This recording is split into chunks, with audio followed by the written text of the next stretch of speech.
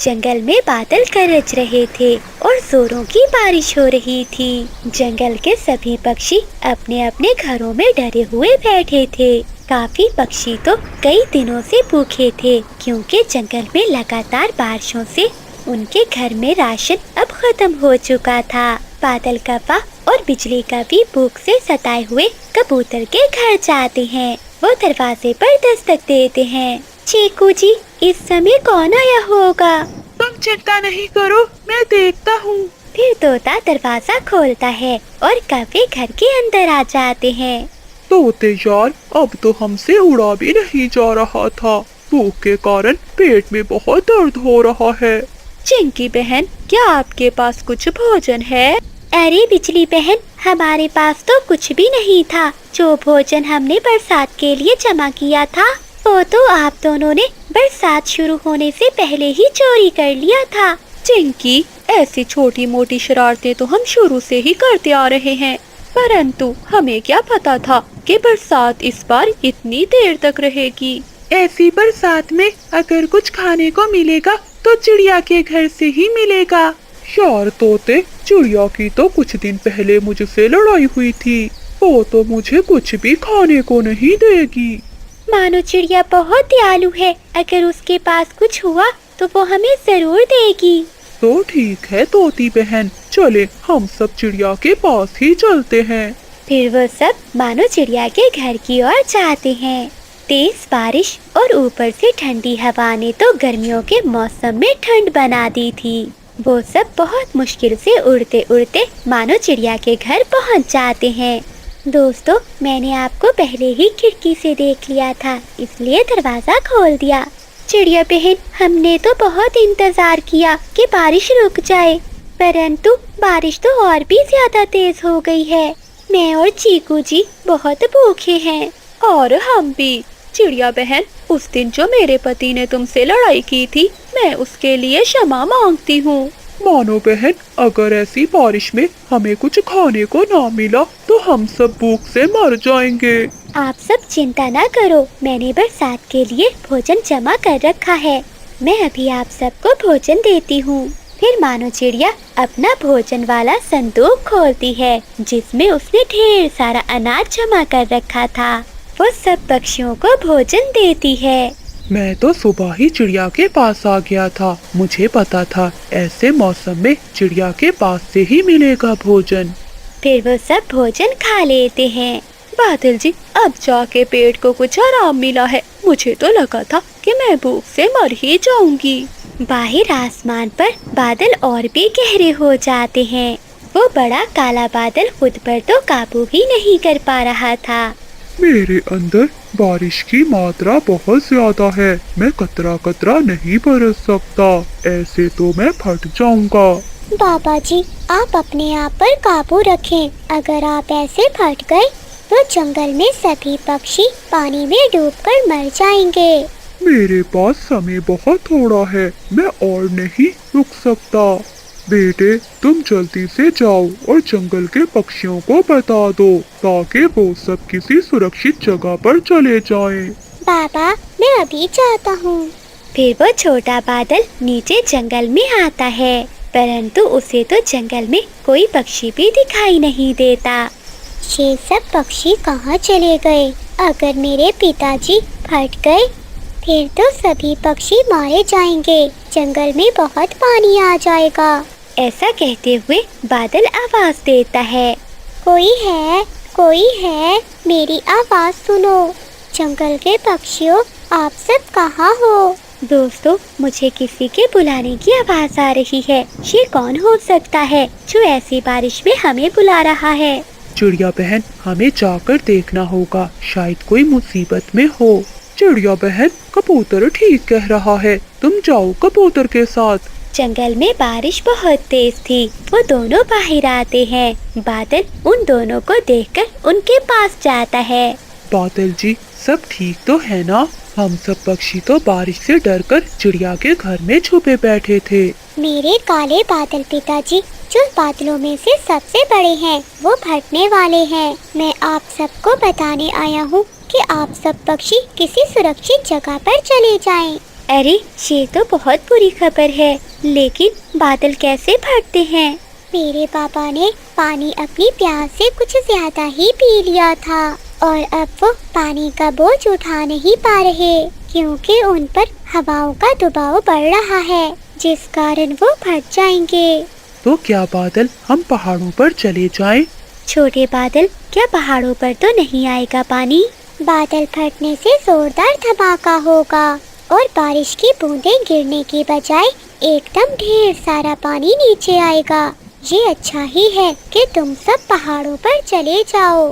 फिर वो छोटा बादल आसमानों में चला जाता है और चिड़िया और कबूतर वापस अपने घर लौट आते हैं। चिड़िया बहन, कौन था? क्या कोई मुसाफिर था या फिर कोई मुश्किल में था?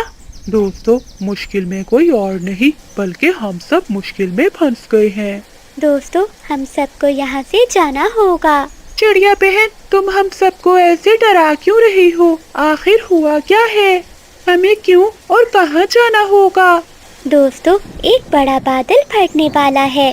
छोटा बादल हमें बताने आया था ताकि हम सब किसी सुरक्षित जगह पर चले जाएं। बहुत सारा पानी एक साथ जमीन पर गिरने वाला है। ये बात सुनकर सभी पक्षी बहुत डर जाते हैं। अच्छा चिड़िया बहन, तो हम सब अब कहाँ जाएंगे? हम सबको पहाड़ों पर जाना होगा। लेकिन पक्षियों, वहाँ जाकर हम क्या खाएंगे? दोस्तों, हम सब ये मेरा भोजन ले जाते हैं। फिर वो सब ऐसा ही करते हैं। चिड़िया अपने भोजन का संदूक लेकर सभी पक्षियों के साथ वहाँ से उड़ जाती है। मुझसे और बर्दाश्त नहीं हो पा रहा। ऐसा कहते हुए वो बड़ा बादल जोर से फट जाता है और बहुत सारा पानी एक साथ जमीन पर गिरता है। पानी तो इतना ज्यादा था कि हर तरफ पानी ही पानी हो जाता है। सभी पक्षी भी पहाड़ों पर पहुंच जाते हैं। ये आवाज कैसी थी? बहुत जोर का धमाका हुआ है। दोस्तों, मुझे लगता है कि वो काला बादल फट गया है। चिड़िया बहन, अगर छोटा बादल हमें ना बताता तो हम सब तो वहीं मर जाते। अब ना जाने ये बारिश कब रुकेगी। अगर ऐसे ही बारिश में भीगते रहे तो हम यहाँ भी मर जाएंगे। तभी कबूतर की नजर सामने एक गुफा पर जाती है। दोस्तों, वो देखो, वहाँ गुफा है। चलो हम सब वहीं चलते हैं। फिर वो सभी दोस्त उस गुफा के अंदर चले जाते हैं। दोस्तों, हर दुख के बाद सुख होता है और हर गम के बाद खुशी। इस बारिश के बाद जंगल में बहार आएगी। दोस्तों, हालात कैसे भी हो और मुश्किल कैसी भी हो, अगर हम सब मिलकर उन हालात का मुकाबला करें तो हम जीत सकते हैं। फिर वो सभी पक्षी खुशी खुशी बारिश के दिन वहीं गुजारते हैं। मानो चिड़िया के पास एक गुलाब जामुन था। वो अपना गुलाब जामुन लेकर घर लौट रही थी कि रास्ते में उसे बादल कौवा मिल जाता है। चिड़िया, चलो एक खेल खेलते हैं। बादल भैया, मेरी बेटी भूखी है, मेरे पास खेलने का समय नहीं है, मुझे घर लौटकर जाना है। देखते हैं पीपल के पेड़ को पहले कौन पंख लगाता है। अगर पहले मैं गया तो तुम्हारा ये गुलाब जामुन मेरा, और अगर मैं हार गया तो ये अनाज से भरी हुई पोटली तुम्हारी। ढेर सारा अनाज देखकर चिड़िया भी लालच में आ जाती है। तो फिर ठीक है, देखते हैं आज कौन जीतता है। फिर मानो चिड़िया अपना गुलाब जामुन और बादल कौवा अपनी अनाज से भरी हुई पोटली वहीं रखते हैं। कौवे, मुझे धोखा ना देना, सीधा उड़ना, कहीं ऐसा ना हो कि मुझसे टकरा जाओ। तुम चिंता नहीं करो, ऐसा करने की मुझे कोई जरूरत नहीं होगी, मैं जीत जाऊंगा। फिर दोनों में रेस शुरू होती है। बादल कौवा बहुत तेजी से उड़ता है। वो तो तेजी से उड़ता हुआ मानो चिड़िया से आगे निकल जाता है। मानो चिड़िया अभी आधे रास्ते में ही थी कि बादल कौवा पीपल के पेड़ पर पहुंच जाता है। मैं जीत गया, मैं जीत गया, अब तुम्हारा गुलाब जामुन मेरा हुआ। मैं हार गई। तबे मुझे मेरे लालच ने धोखा दिया। हाँ, तुम मेरा गुलाब जामुन लेकर जा सकते हो। फिर बादल कौवा खुशी खुशी चिड़िया का गुलाब जामुन और अपना अनाज लेकर चला जाता है। बिजली, बिजली, कहाँ हो तुम? देखो मैं क्या लाया हूँ। मैं बुलबुल मौसी से अनाज और चिड़िया से गुलाब जामुन लाया हूँ। आज फिर मेरा बादल जी जीत गया होगा। हाँ बिजली, आज मैंने चिड़िया से रेस लगाई।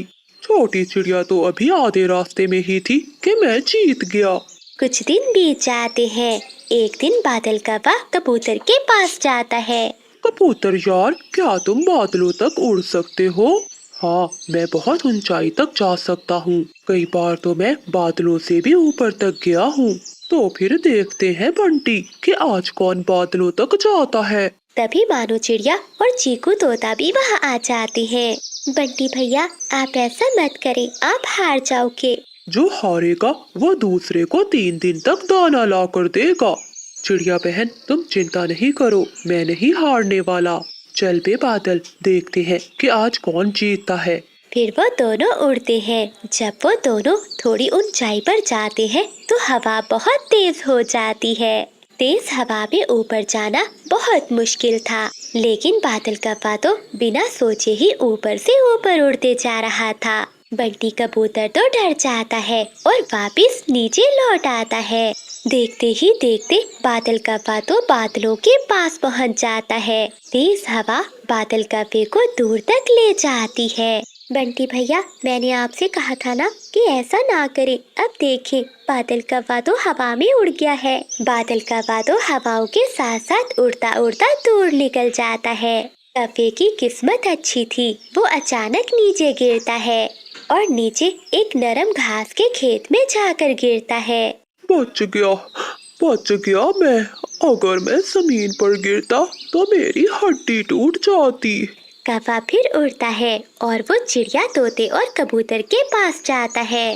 बादल भैया, आप जिंदा हो? हम तो समझे थे कि आप नहीं बचोगे अब। मुझे बादल कहते हैं। बादलों तक पहुंचना तो मेरे लिए कोई मुश्किल काम नहीं। चल बे कबूतर, अब मेरा नौकर बन जा और मेरा दाना मेरे घर तक पहुंचा दे। फिर बादल कौवा अपने घर लौट जाता है। बादल जी, आज दाना नहीं लाए? वो गंदी आंखों वाला कबूतर मुझसे शर्त हार गया था, इसलिए 3 दिन तक वो ही हमें दाना ला कर देगा। ये सुनकर बिजली कौवी बहुत खुश होती है। मेरे बादल जी किसी से नहीं हारने वाले। मेरा पति तो बहुत बहादुर है। तभी कबूतर भी दाना लेकर आ जाता है। गंदी आंखों वाले, मेरे पति से मुकाबला करना कोई बच्चों का खेल नहीं है। जरा देखो तो मेरे बादल जी के पंख कितने बड़े बड़े हैं। मेरे पति से कोई भी नहीं जीत सकता। बिजली, अगर हवा तेज न होती तो मैं ही जीतने वाला था।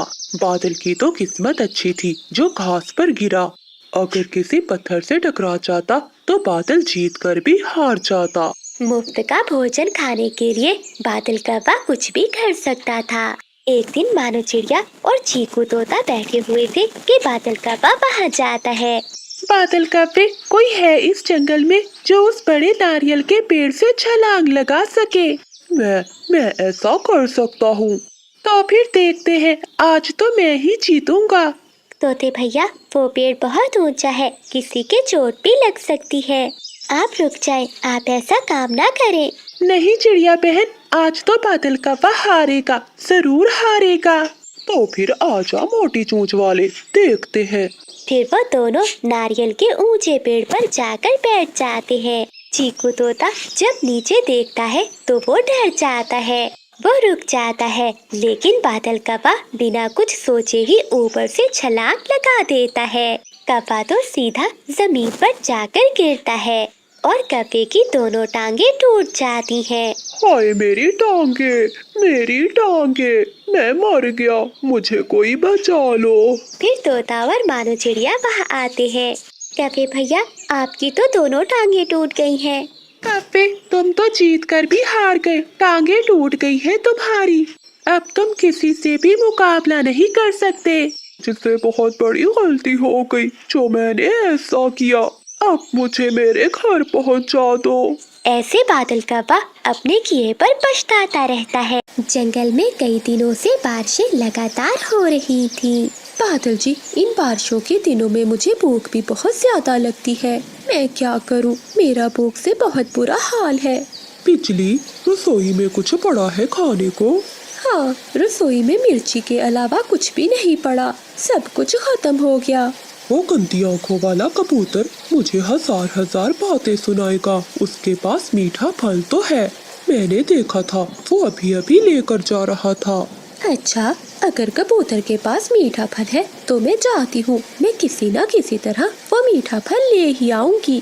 फिर बिजली कभी अपने घर से निकलती है और वो कबूतर के घर की ओर जाती है।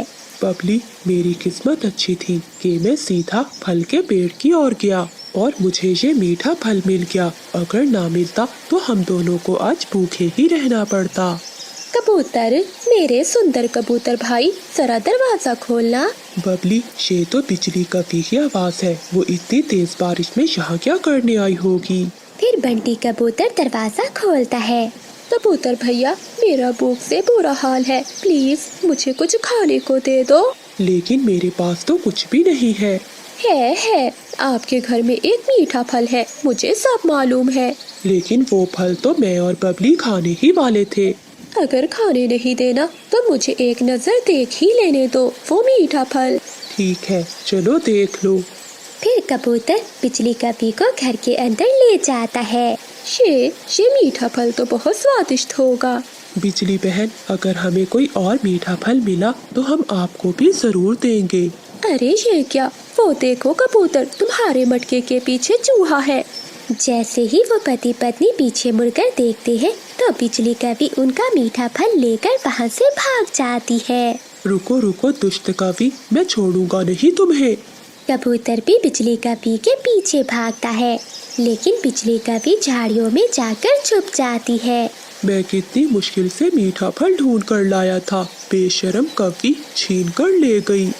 फिर कबूतर वापस घर चला जाता है और बिजली कभी कबूतर से छुपते हुए वापस अपने घर चली जाती है। शाम के बाद कबूतर और कबूतरी मानो चिड़िया के पास जाते हैं। चिड़िया बहन, अगर तुम्हारे पास कुछ दाने हैं तो हमें दे दो, हम बहुत भूखे हैं। लेकिन कबूतर भैया, आप तो सुबह मीठा फल लाए थे। चिड़िया बहन, क्या बताऊं, वो मीठा फल तो वो दुष्ट काली कवि हमसे छीन कर भाग गई। ये सुनकर मानो चिड़िया हंसने लग जाती है। कबूतर भैया, वो कौवा और कपी तो हर समय भूखे ही होते हैं। कल बादल कपे ने तोते से भी फल छीन लिया था। फिर मानो चिड़िया कबूतर और कबूतरी को कुछ दाने दे देती है। वो दोनों पति पत्नी दाने लेकर अपने घर चले जाते हैं। बिजली कभी आधे से ज्यादा फल खुद खाती है और बाकी बचा हुआ बादल कपी को दे देती है। बिजली, मेरे लिए इतना सा फल, इससे भला मेरा क्या होगा?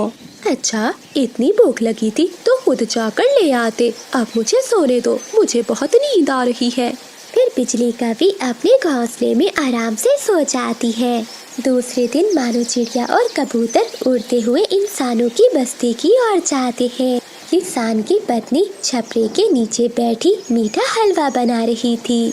चिड़िया बहन, किसान की पत्नी बहुत दयालु है। अगर और मुझे बहुत भूख लगी हुई है, मुझे थोड़ा सा भोजन दे दो। ठीक है माँ जी, आप यहीं बैठो, मैं अभी आपके लिए भोजन लेकर आती हूँ। कभी अपने घर में आती है और खीर उठाती है। अरे बिजली, तुम ये मीठी खीर कहाँ लेकर जा रही हो? बादल जी, बाहर एक बूढ़ी माँ जी आई हैं, वो बहुत भूखी हैं, उन्हीं को देने के लिए लेकर जा रही हूँ। नहीं नहीं, कोई जरूरत नहीं है उसे ये खीर देने की। रुको, मैं जाता हूँ। चल चल भाग यहाँ से बुढ़िया, जब देखो मांगने आ जाते हैं। बेचारी बूढ़ी कभी कपे की बातें सुनकर वहाँ से चली जाती है। अरे बादल जी, ये क्या किया आपने? इस तरह पक्षियों का दिल नहीं तोड़ते। मुझे ये गरीब पक्षी जरा भी नहीं पसंद। मैं इन्हें